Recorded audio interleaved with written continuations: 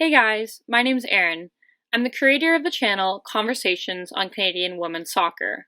Or at least that's what the name is now. Who knows what it'll be down the road.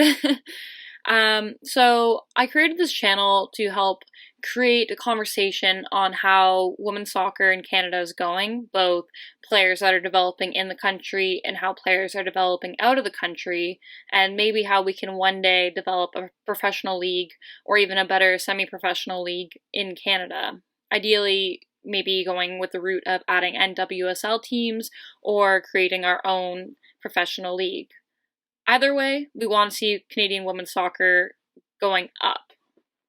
And so, who am I to tell you about this, or who am I to discuss this? Well, I'm not a solid expert, but I'm someone who follows everything on Twitter that I can. I try to watch as many international games as I can, and I have a bit of experience in the sport myself.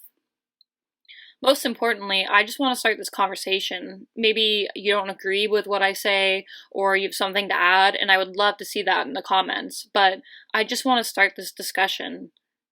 So, to tell you a bit more about myself in this introductory video, mainly I started soccer in Canada, where I was born, when I was 8 years old. And I'm from the GTA area, so I grew up in Ontario. I played just 2 years of house league, then I started Rep B 1 year, and then I went up through the Rep system. I also was asked to join the district team in my area, and then regionals and provincials, and so I played for a couple years there before quitting due to injuries. So I played at a relatively high level in Ontario. I've had many teammates who have gone on to have successful collegiate careers in D1. We won the Rep National Championship when I was 14, and so obviously we had a lot of good players, and they went on and had great careers in the US. But I chose to pursue an education at Queen's University, which is an OUA, Ontario University Athletic School, and we actually did quite well. My first year I started every game, and we went and we got 4th place at nationals. And so I kind of also want to touch on how we're developing our highest levels, which would be one on OUA/U Sports, and how that is looking and how it's developing in Canada, and then also talking about our highest professional soccer leagues. So that would be semi-pro with League1 Ontario, where I play. I'm on the Oakville Blue Devils currently, and the team's only been around for 2 to 3 years, but I've loved it, and so I've experienced playing in basically the highest levels possible in Canada. And so while I enjoy it, and I'm only 22, I'm loving playing the game, just recently graduated, I know a lot of people are looking for a higher opportunity. So it would be pretty cool if we could get something started with that.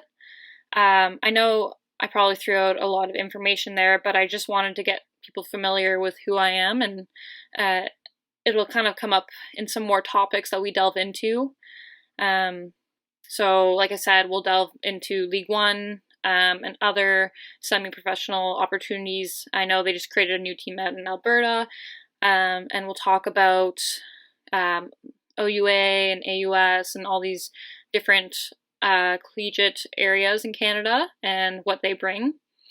Again, we'll talk about the provincial and rep system, which seems to consistently be changing, and the discussion about how it seems a lot of young athletes have to commit to soccer early and go out to Vancouver, and I just think there's so many interesting topics that we can talk about. And the most important thing, which I will discuss in my next video, is why we're having this talk. So the Canadian women's national team, I'm sure some of you know, they've had a lot of success with the bronze medal in 2012, bronze medal again in 2016 at the Olympics both times, and they were the first Canadian team to win back-to-back Olympic medals in over a century. And so we're like, oh my god, like a badass team, and yet they get no support. And if you look at the top 10 teams in the world, you have US, Germany, France, Netherlands, Sweden, England, Australia, Brazil, Canada, and Japan.